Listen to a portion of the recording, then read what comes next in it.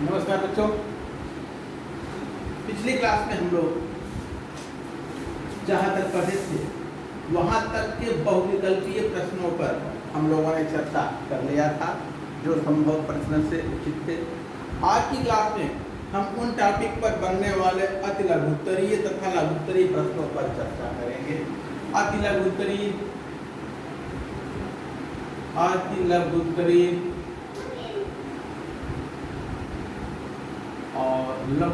प्रश्न।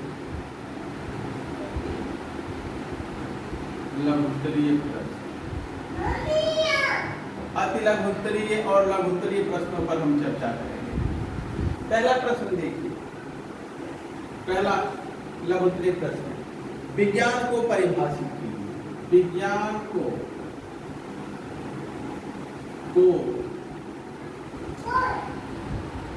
परिभाषित कीजिए।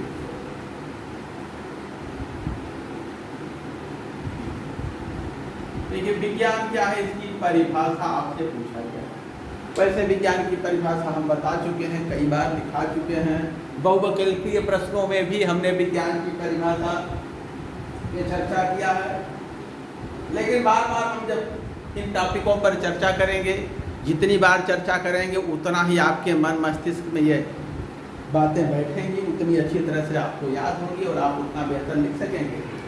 और उसी क्रम में हम लोग इन सब प्रश्नों को कर रहे हैं। उत्तर देखिए। हमने बताया था कि प्रकृति में ढेर सारे रहस्य छुपे हुए हैं, ढेर सारी चीजें छुपी हुई हैं जिनकी पहचान करना, प्रकृति के जो रहस्य हैं, प्रकृति के रहस्यों को जानना और उनकी व्याख्या करना, इसके लिए हमें कुछ विशेष क्रमबद्ध ज्ञान की आवश्यकता होती है। इन्हीं प्रकृति के गुणों, प्रकृति के रहस्यों को जानने और उनकी व्याख्या करने के क्रम में कालांतर में मानव द्वारा जो क्रमबद्ध ज्ञान अर्जित किया गया है, जो क्रमबद्ध ज्ञान जुटाया गया है, उसी ज्ञान को हम क्या कहते हैं? विज्ञान कहते हैं। तो इसका उत्तर एक लाइन का, प्राकृतिक रहस्यों को जानने एवं उसकी व्याख्या करने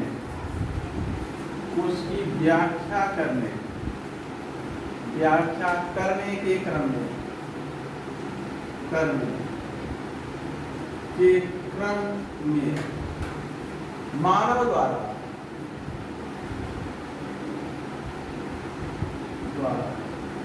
जो क्रमबद्ध ज्ञान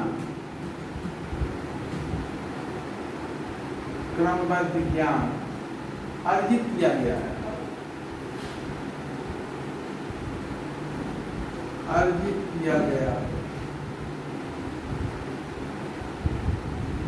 उसे विज्ञान कहते हैं।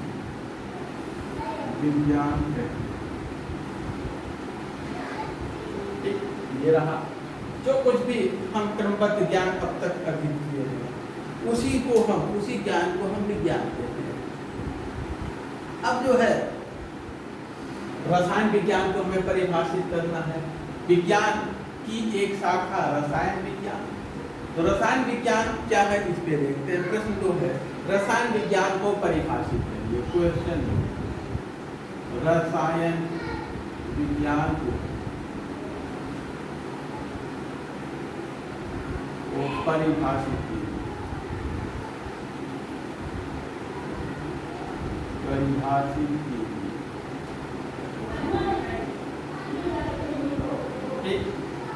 रसायन विज्ञान क्या है?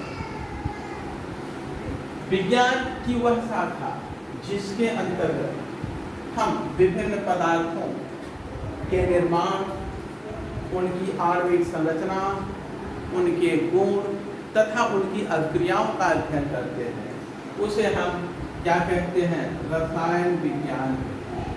तो रसायन विज्ञान की परिभाषा देखा जाए, विज्ञान की वह शाखा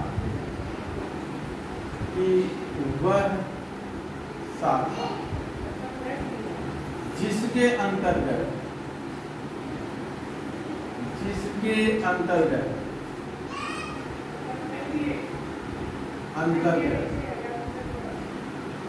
जिसके अंतर्गत विभिन्न पदार्थों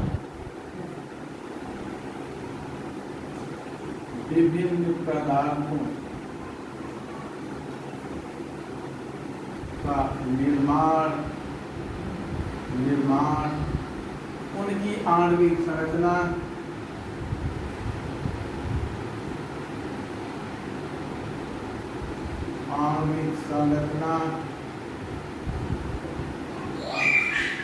उनके गुणों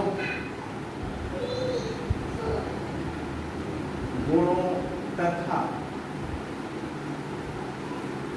उनके द्वारा प्रदर्शित अभिक्रियाओं, या हम कहें उनकी अभिक्रियाओं का मतलब अन्य पदार्थों के साथ उनका जो इंटरेक्शन है, अन्योन्य क्रिया है, यानी हम क्या उनकी अभिक्रियाओं का अध्ययन करते हैं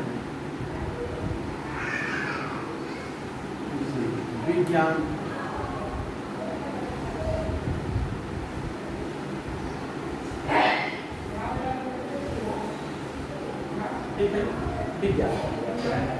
अब आते हैं अगला प्रश्न है, पारस पत्थर क्या होता है?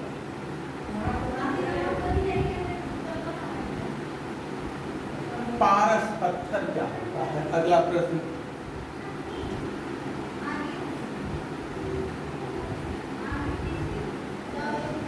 पारस पत्थर क्या होता है? देखिए, पारस पत्थर कोई वास्तविक पत्थर नहीं है। यह एक ऐसा काल्पनिक पत्थर है जिसको लेकर ऐसी मान्यता है कि इसके संपर्क में आते ही लोहा, तांबा आदि जो मूलभूत धातुएं हैं, बेस मेटल्स हैं, वे सोने में परिवर्तित हो जाते हैं। तो पारस पत्थर को लेकर ऐसी मान्यता है। यह वास्तव में पाया नहीं गया कहीं, बल्कि बस एक काल्पनिक है। पारस पत्थर ऐसा काल्पनिक पत्थर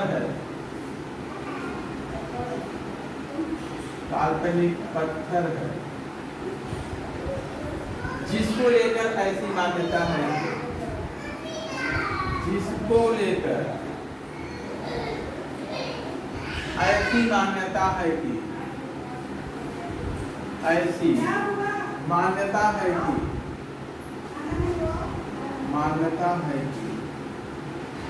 कि इसके संपर्क में आने से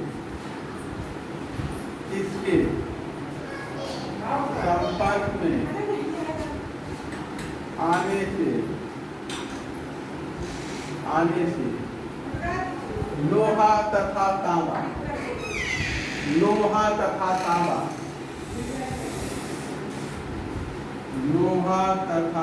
तांबा किसमें? सोने में परिवर्तित हो जाते हैं। लोहा तथा तांबा सोने में परिवर्तित हो जाते हैं। गोल्ड में परिवर्तित हो जाते हैं। गोल्ड को लेकर सोने को लेकर बड़ा भ्रम होता है। सोना से हम दो अर्थ निकालते हैं। सोना, ये एक होता है स्लीपिंग और एक होता है गोल्ड। श्रीलंका को लेकर यही भ्रम है। लंका बेडरूम था, बेड महल, स्लीपिंग महल था शिव जी का। लंका क्या था? लंका जो है ये शिव जी ने पार्वती जी के आग्रह पर अपने सोने के लिए मकान बनवाया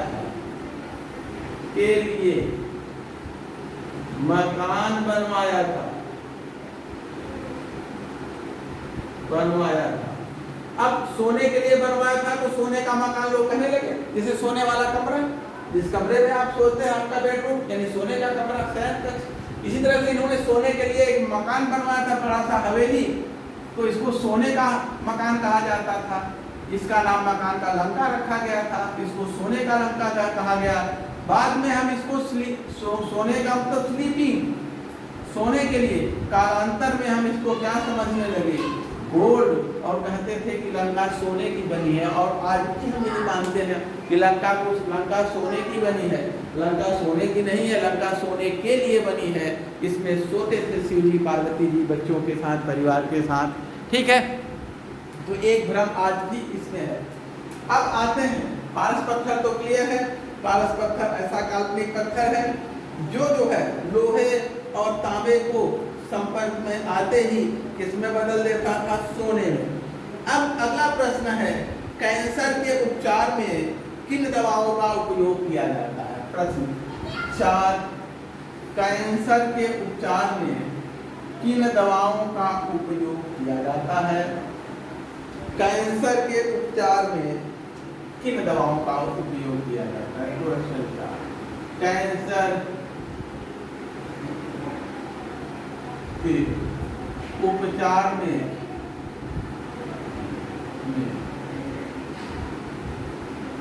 किन दवाओं का उपयोग किया जाता है? उपयोग किया जाता है, ठीक है ना। तो देखिए सिप्लास्टिन और टेक्सार कौन कौन सी दो दवाएं हैं?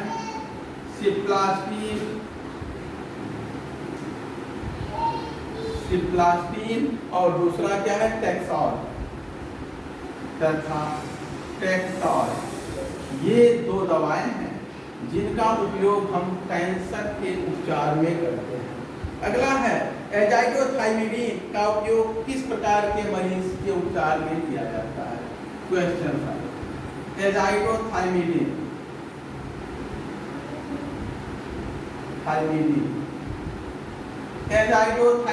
इसको शॉर्ट में AZT कहा जाता है। AZT का उपयोग किस प्रकार के मरीज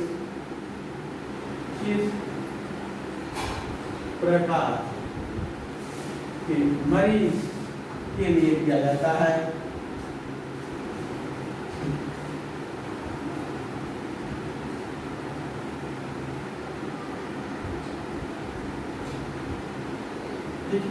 उत्तर क्या, जो एड्स विक्टिम है, HIV पॉजिटिव जो है, जिनको एड्स हुआ है, एड्स मरीजों के उपचार में इसका उपयोग एड्स मरीजों को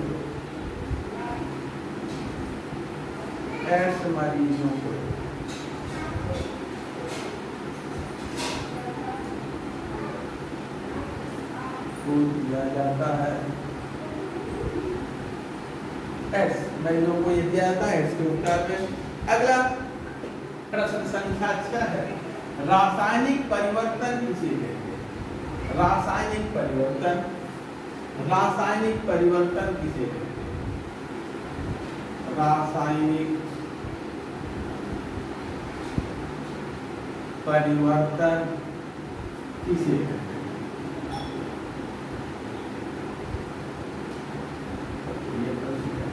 देखिए, जिन परिवर्तनों में पदार्थ की आणविक संरचना बदलती है, यानी नए पदार्थ का निर्माण होता है, उस परिवर्तन को हम क्या कहते हैं? रासायनिक परिवर्तन कहते हैं। फिर से ध्यान दें, जिन परिवर्तनों में पदार्थ की आणविक संरचना बदल जाती है, अर्थात नए पदार्थ का निर्माण हो जाता है, उसे हम रासायनिक परिवर्तन। उत्तर देखा जाए, जिस परिवर्तन में पदार्थ की रासायनिक यहाँ पे आणविक संरचना बदल जाती है, बदल जाती है, अर्थात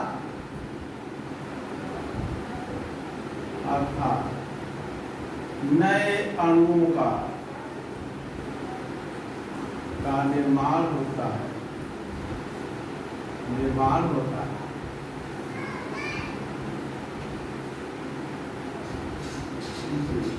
रासायनिक परिवर्तन कहते हैं,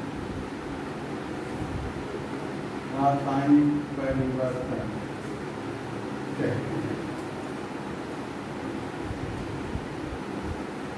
ठीक है, इसको क्या कहते हैं? रासायनिक परिवर्तन। इसी के साथ अब तक जो हम लोगों ने पढ़ा था, जितने टॉपिक पढ़े थे, उस पे आधारित लघुत्तरीय प्रश्नों को हम लोगों ने समाप्त किया है। अब अगला टॉपिक आता है द्रव्य का स्वभाव, नेचर ऑफ मैटर, द्रव्य का स्वभाव। अगला टॉपिक नेचर ऑफ मैटर, द्रव्य का स्वभाव। और द्रव्य का स्वभाव देखते हैं, द्रव्य की कितनी अवस्थाएं होती हैं इनको देखते हैं, उस पर आधारित द्रव्य का वर्गीकरण देखते हैं, किस किस प्रकार के द्रव्य होते हैं, क्या स्वभाव होता है, द्रव्य की भौतिक अवस्था, और उसके बाद फिर द्रव्य के प्रकार देखते हैं, फिर उन पर आधारित बहुविकल्पीय, लघुत्तरीय, अतिलघुत्तरीय प्रश्नों को देखते हैं, फिर अगले टॉपिक पर आते हैं।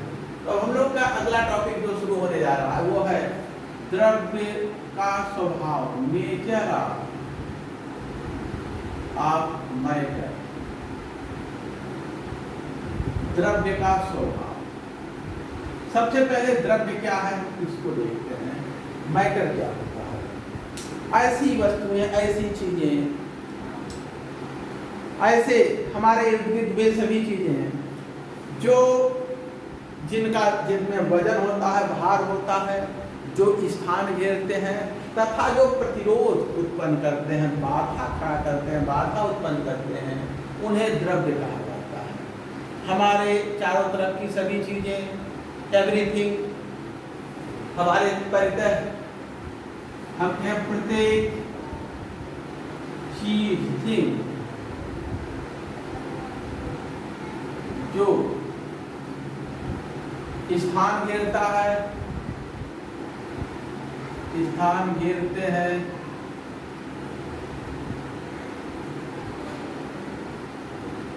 घेरता है, जिसमें वजन होता है, द्रव्यमान होता है,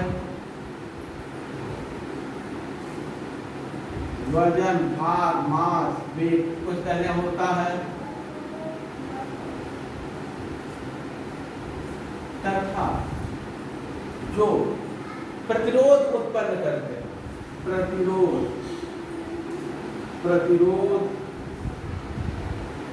उत्पन्न करते हैं,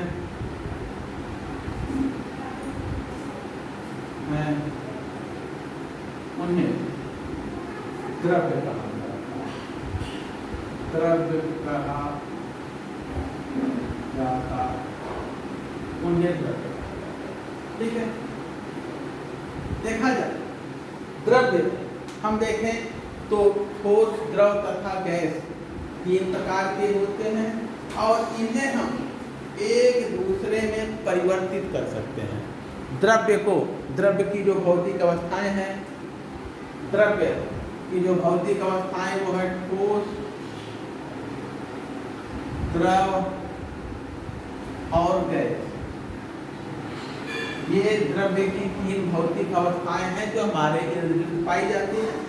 वैसे द्रव्य की और भी भौतिक अवस्थाएं हैं, वेपर है, प्लाज्मा है, बोस-आइंस्टाइन कंडेंसेट है, ये सभी है। लेकिन हमारे इर्द गिर्द जो पाई जाने वाली मुख्य पदार्थ की भौतिक अवस्थाएं हैं जो प्राकृतिक रूप से पाई जाती है, ठोस, द्रव तथा गैस, ये तीन भौतिक अवस्थाएं हैं।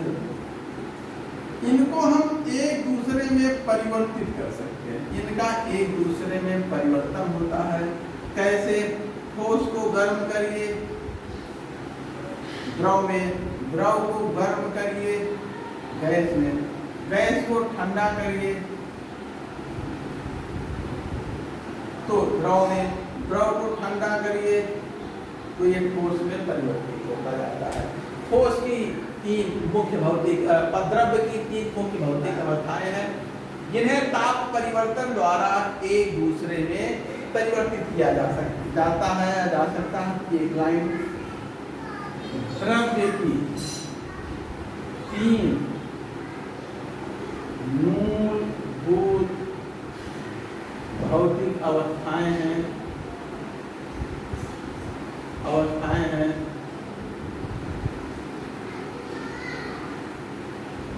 जिन्हें ताप परिवर्तन द्वारा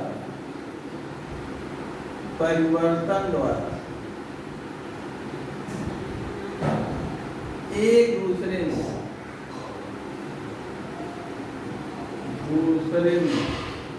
परिवर्तित किया जाए।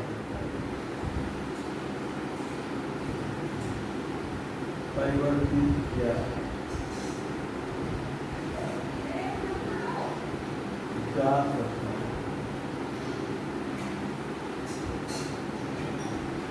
ठीक है,